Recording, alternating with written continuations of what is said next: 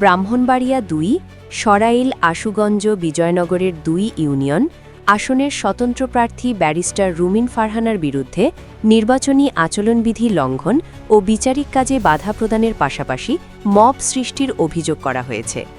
সহকারী returning officer ও সরাইল উপজেলা নির্বাহী অফিসার ইউএনও মোহাম্মদ আবু বকর সরকার স্বাক্ষরিত এক চিঠিতে এ অভিযোগ আনা হয়। শনিবার ১৭ জানুয়ারি নির্বাচনী অনুসন্ধান ও বিচারিক কমিটি এবং সিনিয়র সিভিল জাজ আশরাফুল ইসলামের কাছে এ চিঠি পাঠিয়ে আইনানুগ ব্যবস্থা নেওয়ার অনুরোধ জানানো হয়। চিঠিতে অভিযোগ করা হয়, সরাইলের ইসলামাবাদ গ্রামে প্যান্ডেল করে বিশাল জনসমাবেশের আয়োজন করেন রুমিন ফারহানা, যা নির্বাচন আচরণবিধি লঙ্ঘন। তাৎক্ষণিকভাবে সমাবেশ ভেঙে দেওয়া হয়।